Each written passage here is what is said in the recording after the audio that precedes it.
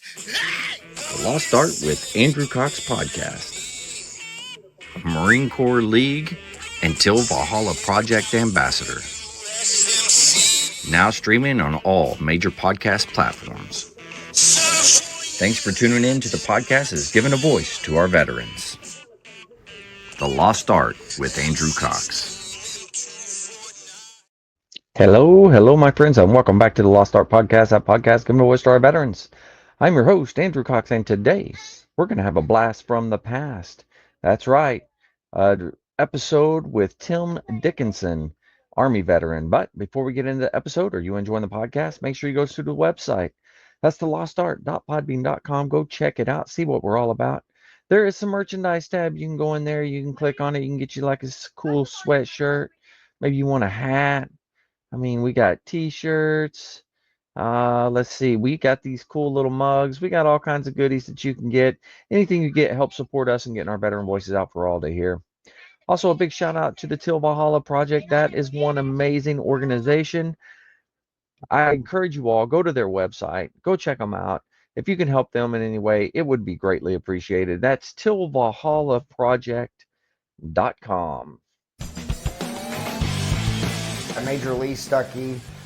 We've been blessed to bring in thousands and thousands of veterans and first responders and save hundreds from suicide. We don't want to be a handout, and we want to be a hand up with our four pillars, which are physical, financial, emotional, and for me, most importantly, spiritual, and give them a good, healthy foundation in a safe, sober environment for a 4-day event.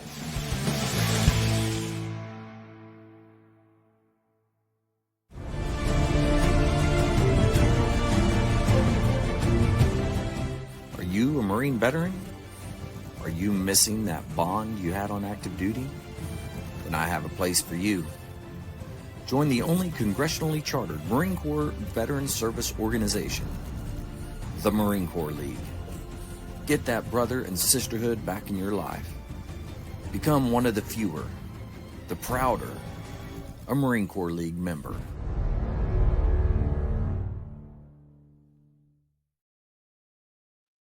All right, we're back here. Like I said before, we are going to be doing a special show today. It's a blast from the past. I met Tim Dickinson when I was traveling the country. We went to Arkansas, stayed in Little Rock at the Air Force Base there, and met him, and we just kind of hit it off. And he's come on the podcast for like a fireside chat, and he's also come on and told his story. But this is his story in his own words. And without further ado, here he is. To all the listeners out there, I am sure that you're going to have a good time with us today. But we have live with us here, we have Tim. Tim, how you doing? Doing great. We're living the dream down in Key West right now. I can see that, man. And the view behind you is incredible. You took me on a little tour. It was awesome. I can't believe I'm jealous. I can say that for sure. Well, it's only temporary, so don't be too jealous. Well, hey, let's start at the beginning for you. Go back to where you grew up, and then kind of what drew you to the military service. Yeah, well, I grew up in a little farm town in northeast Arkansas. Wasn't much to do there, but ride around and get in trouble, on the back roads. Yeah. But it's fun. I'm not going to lie about that. Yeah. Had a great time, though. I had no intention of getting in the military. Didn't really know what I was going to do. But both my parents were school teachers. So okay. Going to college that was one of those things. It was just whoa, there goes my camera again. That's all right. But it was just one of those things where, you're going to college, Yeah. So, I went off to my first semester and had a real good time. my first semester, I remember I was going back home for Christmas break. And at that time, it was about an hour and a half away from where I lived at the University of Central Arkansas. And I had about an hour and a half drive to decide the fate of my future. And because I knew it when I went home and told Dad what was going on, how Yeah. much fun I had. Yeah, I didn't even have grades. That's how bad it was. I didn't go to class enough to have grades. That's nice. Yeah, so I kind of knew I was in trouble. And in that hour and a half drive, I decided I got to do something because there's no redeeming myself, for this. But I went straight to the recruiter's office and Okay.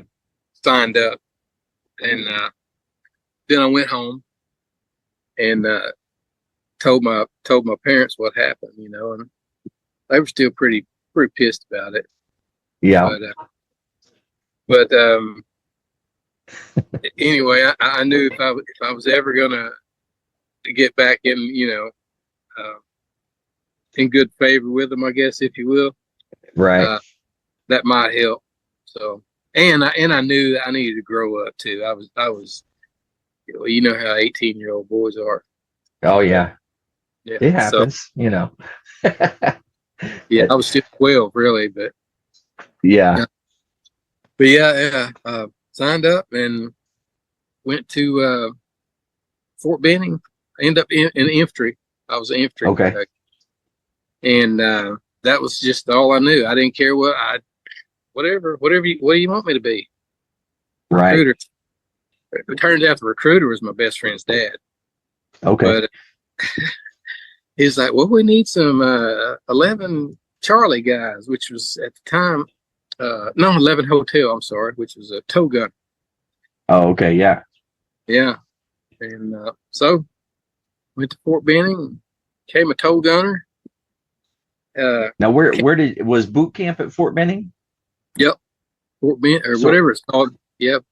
Oh yeah. Wow. I don't know that, Yeah. but I'll get into that now, but yeah. So how was boot camp for you? You're still young, kind of dropped out of college there, still acting a little immature, but how was boot camp for you? Did it wake you up any? oh man, yeah. Yeah, I learned a whole new respect for, being told what to do Right. and how to do it. Yeah. First time I saw a guy get his ass kicked, by a grown man, kid my age, Yeah. got a tooth knocked out of his mouth. Oh wow. And, I was like, whoa. Yeah, I mean, I never was one to talk back or smart off to especially to my parents. I had enough respect for them for that, but yeah, it woke me up, and so it was probably I guess there's probably been two events in my life that just kind of shifted the course of, maybe three of my whole life, and Right. that was number one. And I stayed as a grunt for, that was in '88. In '91, they sent me to Officer Candidate School. Mm-hmm. So got to go back, got to go be an officer, Yeah. Well, okay, I'll do that. If that's what they want me to do, that's what I'll do. And pays better, Yeah. Yeah, pays definitely better. Yeah, I'm still only a few years into this career, Yeah. And I was enjoying, by that time, I think I was an E4. Yeah. And it was awesome. Mm-hmm. The only problem was I didn't have, at the time, I didn't have enough college to make it very far as an officer. Oh yeah. So I could only, I think I had to have a bachelor's degree to be promoted to, I can't remember if it's maybe captain or something like that. Yeah, that sounds about right. But yeah, I went to OCS, got back, thought, oh well, if I'm gonna make anything out of this, I'm gonna have to have some college. Yeah. And, so I started back part time, and I was working on my own, too, some, outside of, military, trying to make money to just to survive. because at that time, Dad's like, yeah, I'm done. But he's You're still on your out own. there. Yeah, and that's not uncommon for a lot of kids when they turn 18, regardless of whether or not. But yeah, Yeah, true. anyway, got my commission and got got out of that, and I was sent to what was the infantry officer basic course back at Fort Benning. Okay.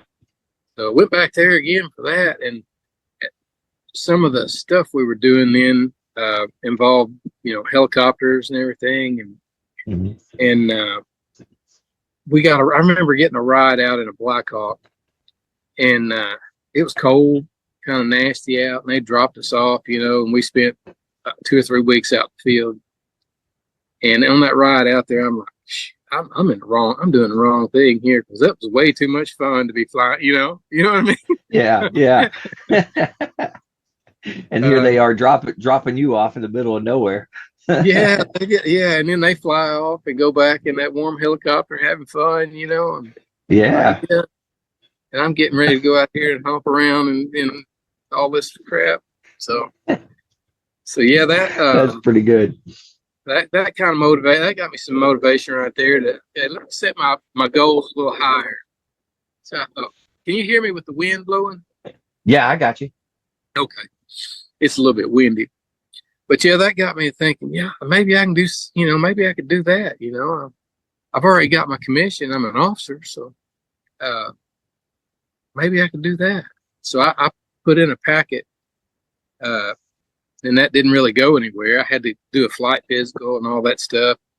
And I was told, well, if you keep that flight physical current and there's a shortfall, somebody didn't show up or whatever. Right. Then there's that possibility. So that doesn't happen very often. Okay, got nothing to lose. So, at the time they weren't needing very many commissioned officers, and I'm still, the warrant officer thing wasn't even turning over then. I probably could have reverted to a warrant officer and gone that route and got right in, but. Again, I'm still just a young, dumb kid, I think by that time I was first lieutenant. Yeah. And then, let's see, I think it was, I got, as an infantry officer, I'm sure it's like that in the Marine Corps, you change jobs and they'll send you back to another school to train you for that. Well, they needed a mortar platoon leader. Mm-hmm. So they sent me back to Fort Benning again for the infantry mortar leaders course. And, okay. Which was fun. And went through that and got back and was back about a year, maybe. And where were you stationed at? Where were at this point? Well, I was full-time guard, Army Guard. Oh, okay. So I got you. Okay. I was at the time, I was wherever in Arkansas. I was kind of working for part-time for recruiting, but also doing AGR stuff. I don't know if you, or not AGR, I'm sorry. They call it ADSW, Active Duty Special Work. Oh, okay. Yeah. But I was still kind of on the part-time payroll, but I was still getting paid full-time. I don't know if that makes sense. Yeah, but, so I was wherever in Arkansas, wherever I needed help or something to do to help pay bills, or get to feed me anyway. I didn't have too many bills at that time. But yeah. But very cool. But then let's see. After I got back, I got a call when I just registered for another semester of school, and they were like, "Well, we got you a date if you want it." They said there's only one catch, so you got to be at Fort Rucker, Alabama. I think I had like a week and a half notice. Oh wow! Yeah, and that's a quick turnaround. Yeah, I remember him telling me, he said, we're going down the list, and everybody ahead of you has not been able to make that date. And so if you want to go to flight school, this is your chance. Wow. I just paid for a semester of school, and I'm like, sign me up. I'll do it. Wow. Yeah, screw school. On a week and a half. A week and a half. Yeah. Ah, that's wild. Yeah, week and a half. And so I did it. And I went back. I remember going back out to the school and saying, "Hey, is there any chance I can get that check?" There wasn't. I didn't have a debit card or anything. Can I get that check back? Surprisingly, they did it. Oh, wow. Yeah, I made that date, and that was life-changing event number 2. It was yeah. get to fly, and that was in 1994. Okay. So how was flight school for you? Like what all did you do, and what did you enjoy about it? Or dislike, whichever. Well, it was kind of like it was almost like college, except full time. Mm-hmm. Me, because it took about a year, I guess, about a year of different phases of it. First phase of it wasn't too bad. The instructors were mostly civilians, but they kind of talk down to you like you're second class citizen because you're stupid and you don't know what you're doing. Right. You can't hover, you can't do anything right. It's just meanwhile you've got, it was like going into a test every day, that you've been tested on everything you've learned up to that day, and it just keeps adding up every day. So the longer you get there, the harder it gets. And but yeah, when we first started, and he gave me the controls to hover at like 5-foot hover. I couldn't have hovered inside a football field. I thought, man, I'm gonna kill us. This career's not going anywhere. Dang, I gotta go back and be a grunt again. but it came to me. It clicked real, shortly after, and it all worked out. But I like the. Now, I've heard that hovering is one of the hardest things to do. Is that right? It is. It is. It's almost depressing because you're fighting that thing with everything you have, and you're sweating. You got all that garbage on, and you just sweats in your eyes. You can't see, and it's like stirring a pot of, I don't know, stirring a pot of something, and you're just all over the place. And you think, man, when is this going to click? And you see some other guys come to find out they had experience doing it before. They're out there hovering around, doing, making it look so easy. The instructor, I'm watching him thinking, I'm just going to do what he does. He's barely moving the cyclic around, and here I'm still over there stirring a pot of soup, and that's pretty crazy. It was fun. It really was. My favorite part then there was the next phase of it, which was flying instruments, flying in clouds and stuff. Right.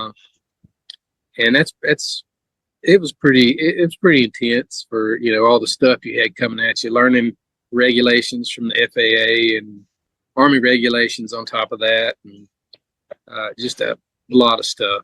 Drinking from a water hose, as they say. Right. Yeah.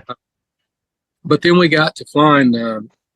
We did nights, and then we flew night vision goggles. Oh, and wow. Night vision goggles was probably one of my favorite parts. Where it was at the very end of it. Mm-hmm. We had a few guys though that would get all the way to that point, almost a year of training, and decide, "Ooh, this is scary. I'm not doing this," and they quit. Wow. No kidding. Yeah, I guess that's common, but yeah, it was fun. I loved it. I mean, I've using night vision goggles and stuff. It's not necessarily the easiest thing to get used to, and especially flying an aircraft. I imagine it's quite a bit harder. Yeah, it was you don't have the depth perception, so Hmm. uh, landing in remote LZs or whatever, and it's pretty nerve wracking because you don't know how far things out, but Right. you have to get on the ground, you have to make your time, do what you have to to accomplish your mission. But Hmm. yeah, I guess the more you do it, the more you get confidence in it. Uh, but yes, it's spooky, but it was fun. Loved it. Yeah, yeah, yeah. Wow. And Okay. And then you finished the school, and then where did they end up sending you then? Were you still in the was it the guard? yep, yep, Yeah, so full you're still time. in the guard. Yeah, I got back and I didn't really have a job at that point. Hmm. Um, I was kind of, but I will say that when you're in aviation in the guard or reserve, you have minimums you have to meet every year. So many hours of flying instruments, so many hours of flying nights, so many hours of flying goggles. Right. Um, so you get paid a lot. There's a lot more money for you to come in and help you meet those uh, minimums during the week, or Hmm. at your schedule. Um, and then they always have missions come up where, especially at a training base like that, where inserting snipers. They're actually in sniper school or Hmm. uh, doing sling loads for some of the infantry battalions or whatever. Um, so there was always that opportunity to come in and do a lot of work, and that's we call it guard bumming, and Hmm. so that's what I did for a year or so, and then I got picked up full time as the commander of the counter drug aviation unit. Oh, wow. Yeah, they had it was we were a small group. We had four pilots. I had three warrant officers and myself, and then I had let's see, three crew chiefs, and that's all we had. We were our own little unit, and Wow.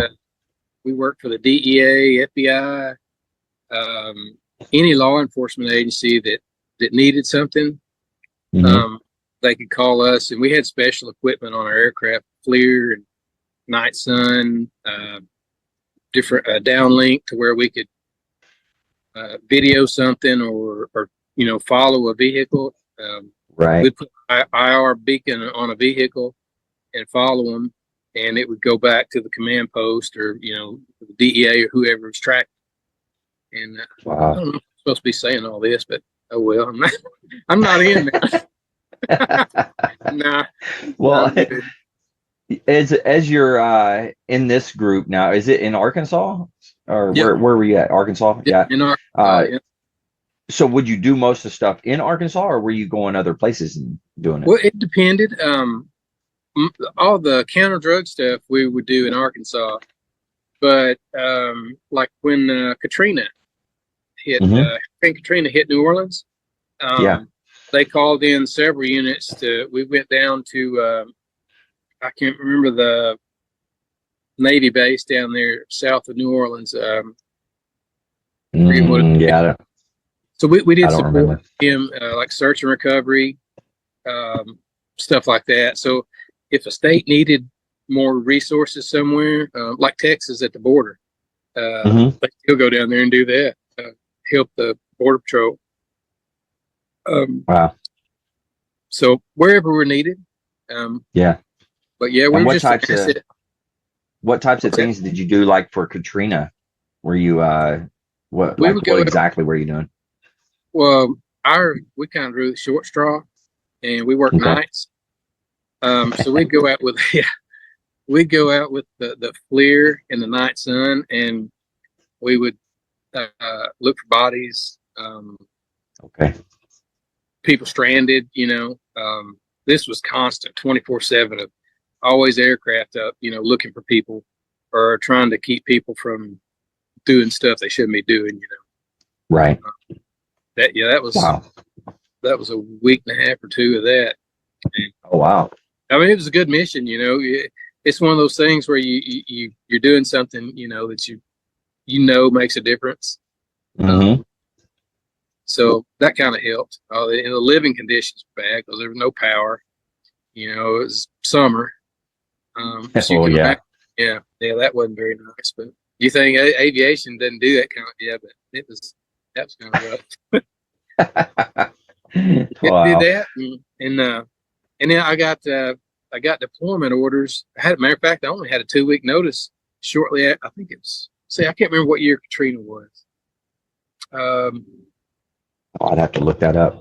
Yeah, I would too. It wasn't that long after that I got, the whole Iraqi freedom. We invaded Iraq, started, and I got clucked out of there to go to Iraq with the Air Traffic Services Battalion, and Okay. so spent a year there in Balad, Iraq. We were setting up airfields, establishing communication, runway lights, things like that for in conjunction with the Air Force, and I got Okay. tagged as the logistics officer for that. Oh, wow. So it was interesting. It was I wanted if I went, I wanted to go as a pilot, Mm-hmm. But So, it is what it is. Got to go and so so you didn't fly at all while you were over there that time? I flew a bunch. I just didn't have the controls because Oh, I see. we had airfields in Mosul, Al Sarraf, Baghdad, Balad. I think we had 4 or 5 of them, and I was Okay. constantly going around, as a battalion logistics officer to S4 to those different bases. Right. Unfortunately, we didn't. An air traffic services company didn't have aircraft assigned to them, so I didn't get So to you had go to, as a pilot. right, but you had to hitch a ride or whatever if you're going from one place to Yeah, another. Yeah. yeah. Okay. And then as you were going in going back and forth to the bases, you were just kind of checking them out, making sure that they had everything they needed type of stuff. Yeah, pretty much. We had Yeah. to go make sure because all the money kind of went through me out to Oh, these yeah. companies, and so I had to, kind of keep an eye on, make sure stuff wasn't uh, being misused or that sort of Yeah. stuff. And Yeah. and And at there was that a time, lot of money. There was a lot of money coming through at man, that point too. yeah, it was. People, commanders were wanting plasma TVs to put in their, if they had a hoops. I mean, it's just and all that stuff. Of course, it got left behind, and Yeah. yeah. Somebody over there's got some good equipment. Oh yeah, So there's a lot of people that do. that deployment was a year. Yep, it was a year almost to the day. Oh, wow. We left the end of December and end up getting back home. Well, we got back to Fort Hood just a couple of days before that year was up. Okay. I think the Army does that because if you go over a day, there's a lot of red tape and pay and everything else. They have to Oh, yeah. go through. But Yeah, I could see that yeah, for sure.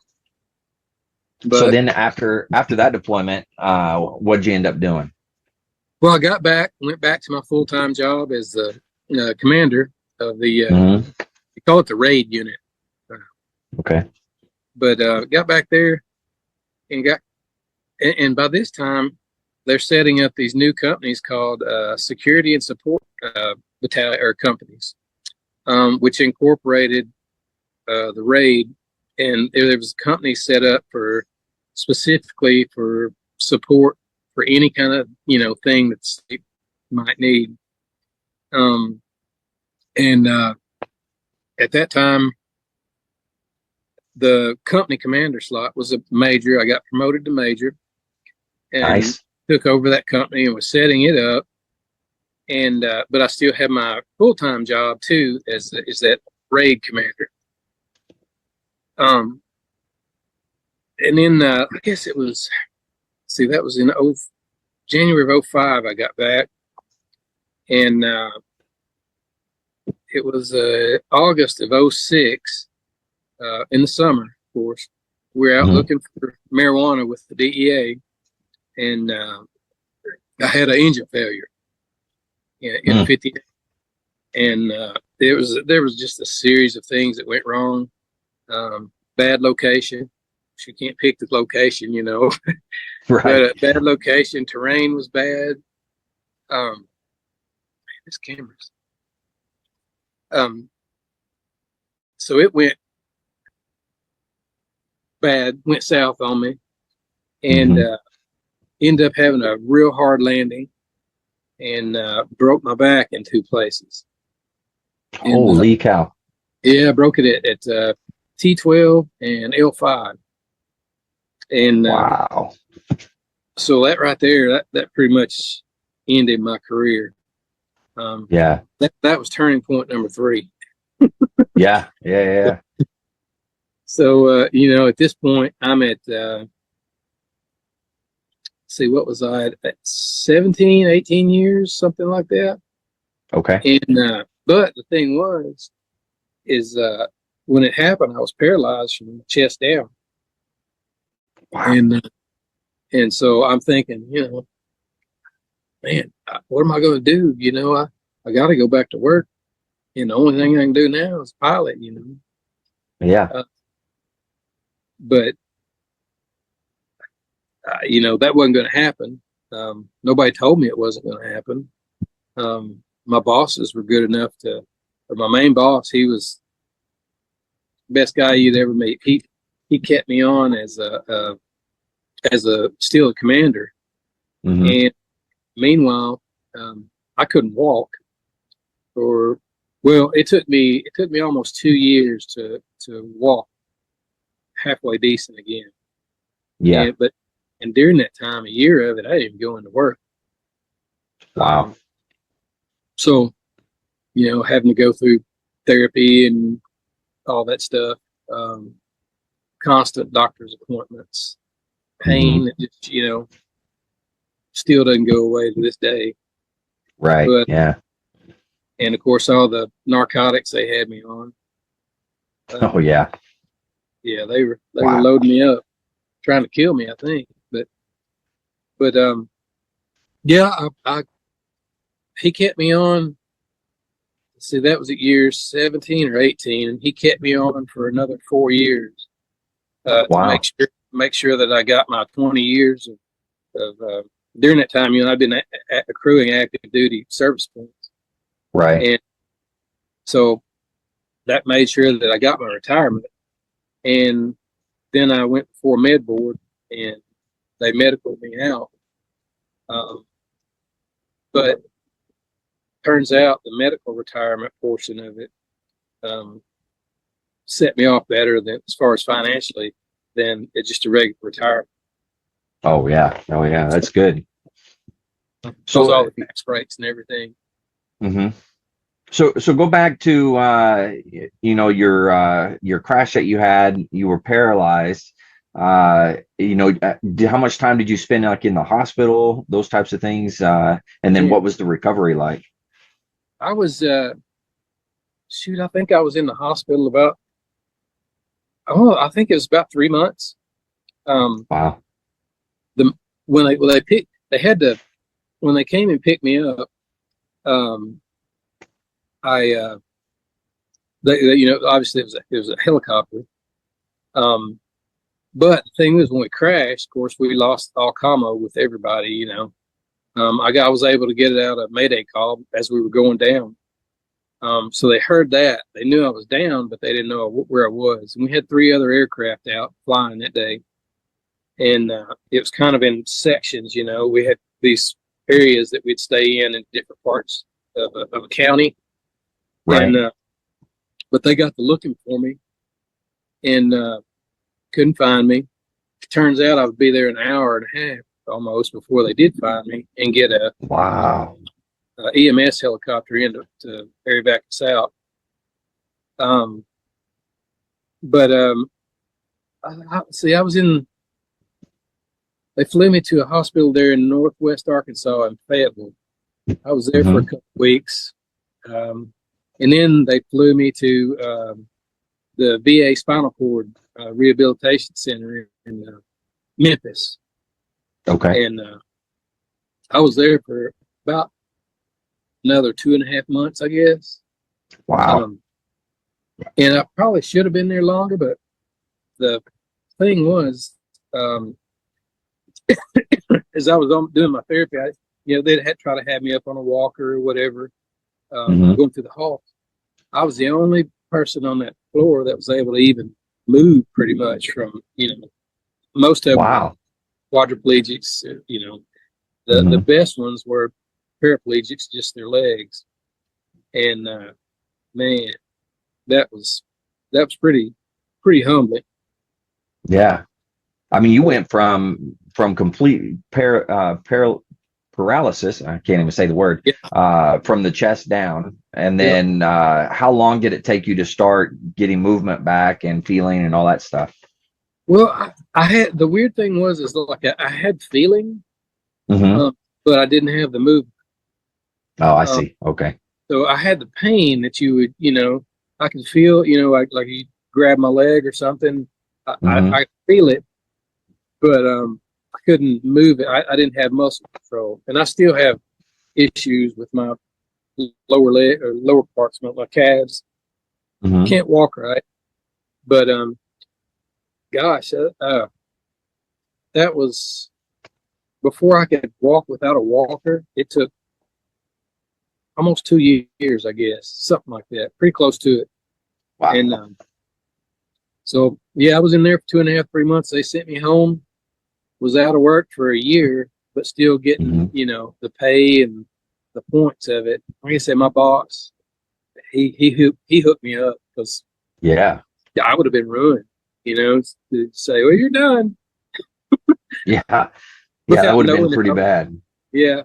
And I think he was hoping that I would get to come back to work. Well, I still had that hope too, but I knew that wasn't going to happen as long as I was on the, the narcotics and all that stuff. Right. But yeah, that yes, somewhere in there you met your wife, right? Where? Yeah. When was that? Well, I had a bunch of people, a bunch of friends throughout the state, and a couple of them. Well, one of them was a trooper. He was a pilot for the state police, and he and a buddy of his flew up to Fayetteville to see me, and they had a friend, which was my wife, that was going to grad school there. Well, so they called her and said, "Hey, if you come pick us up at the airport, we need to go see a guy. One of our friends, he was in the crash and all this stuff." And so she came and picked him up and took him, brought him to see me. And I met her then, but I don't remember it. I don't remember seeing it. Apparently I flirted pretty hard with her. This was like, oh man, this was, maybe a day or two after I was out of surgery. Oh, wow. So I was still so, loopy on drugs that I probably flirted with everybody. I don't know, but anyway, so I met her then, and at the time I had a girlfriend. But as it turned out, when she kind of figured it, the doctors were saying, "Well, oh, there goes the camera again." But the doctors had told them that I wasn't going to walk anymore again. Uh-oh. You too, huh? Oh, yeah. There it goes. All right. Yeah, I'm back. It's computer. Yeah. Gotta love it. Love it. But they had told the secret amongst everybody was I wasn't going to walk again. But nobody told me, and I was kind of too stupid to listen anyway. Well, that's a good thing, though. That's a good thing. Yeah. It really probably is, because who knows? You know how that stuff can mentally, affect Oh you yeah. when somebody tells you can't do something or it's impossible for you to do something. Is one or two types of people. They're either going to try to prove them wrong or they're going to say, yeah, you're right. So Yeah, I don't know absolutely. which one I would have been, but nobody ever told me. So, um, Yeah. Wow. but yeah, and then it was after my current girlfriend figured out that, or had been told that I wasn't going to walk again. She saw the shape I was in. She popped smoke and left, which Yeah. it's okay with me. I mean, I didn't need her anyway for that. If that's the way she. Yeah. Yeah, true. Very true. But Wow. but after that, um, a mutual friend of my sister and my wife came to my wife and said, "Hey, I need you to meet this guy. I need y'all to meet him." And this was about 2 years later. Oh wow.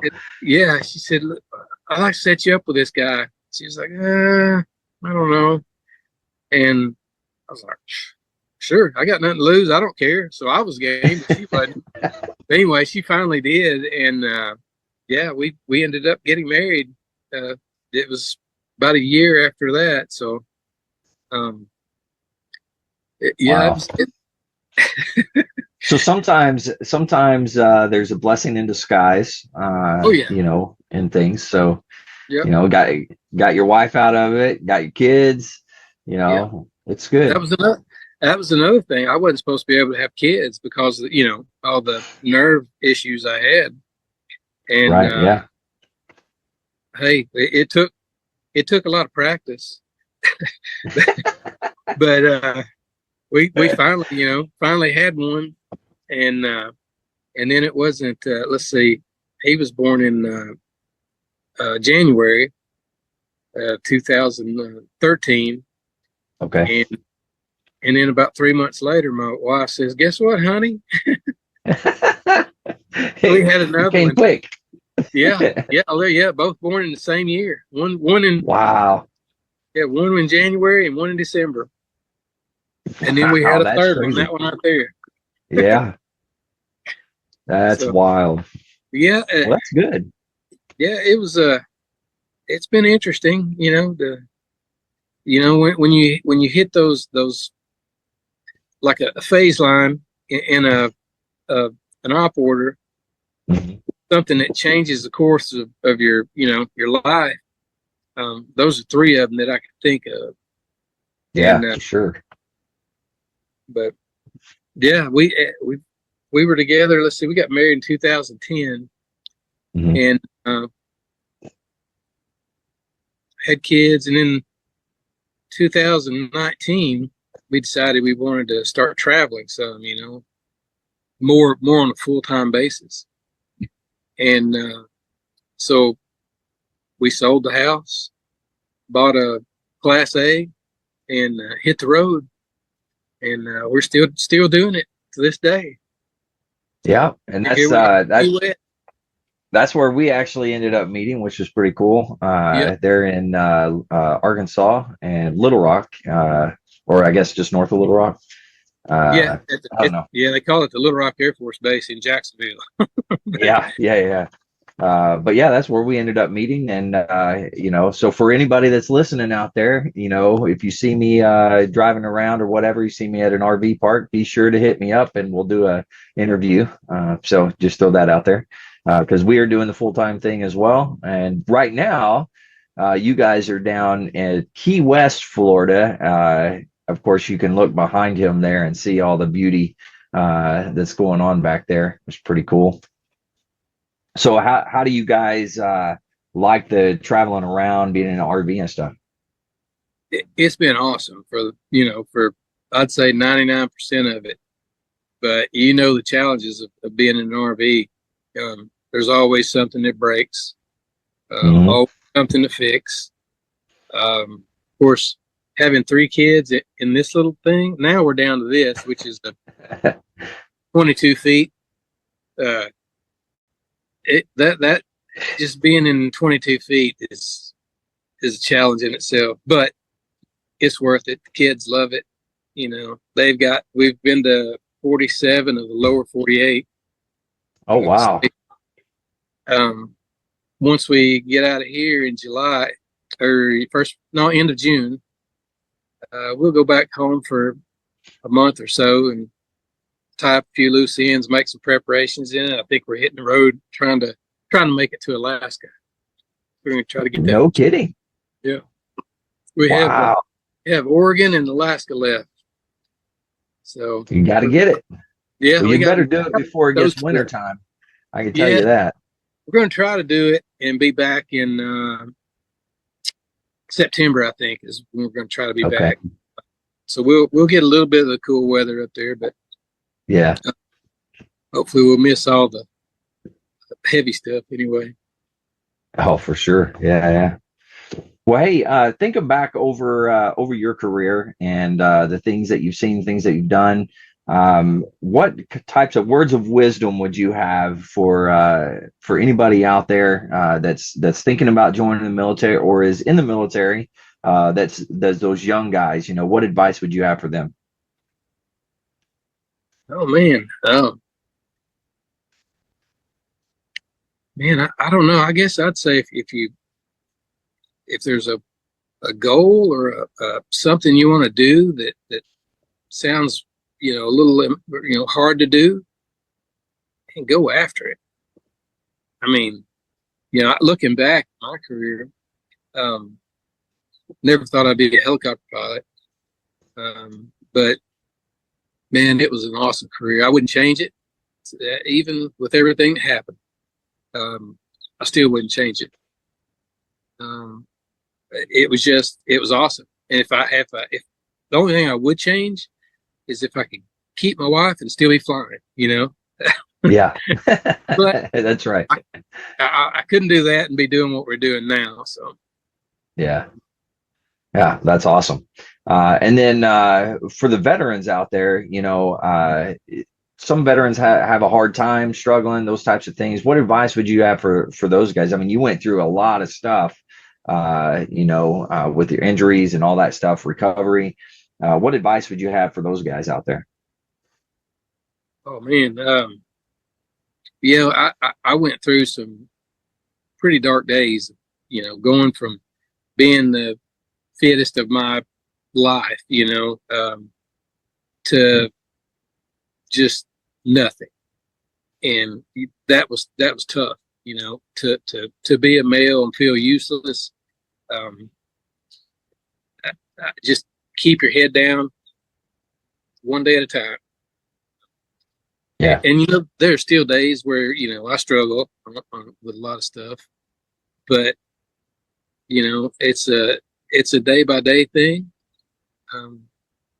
Just to keep your head down and keep going, one day at a time. Yeah, that's good advice.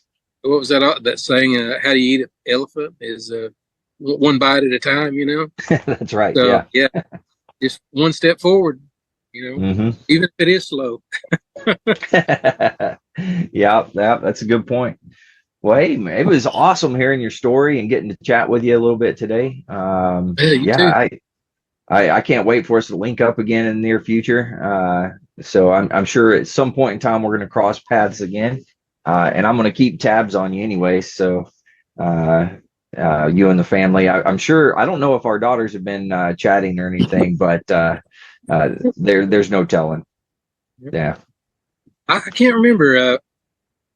I have to ask them about that. We kind of have to limit their electronics time.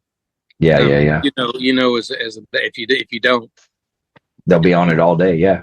Yeah, they'll be walking in the walls with a phone. So we limit that, but yeah, man, we'll be through Oklahoma probably in the next month or two. So we'll look you. For sure, yeah, we'll be here at least till mid-July into July timeframe. So if you're coming through around that time, let us know. Okay, well, I'm definitely going to keep tabs on you too. All right, and sounds good. If you get a chance, my wife's created a blog and a YouTube channel, kind of to document our journeys and everything. It's called Broken Wing Adventures. there's some significance behind that. The title of it. I had a prior engine failure and was able to land without, breaking anything or hurting myself. And I got what's the Army calls it the Broken Wing Award. So that's where that she got that name for it. But yeah, if you get a chance, keep up with us or follow us on Broken Wing Adventures on YouTube and Facebook. Cool. Well, hey, thank you for coming on. Thanks for sharing your story. It was very humbling getting to hear it.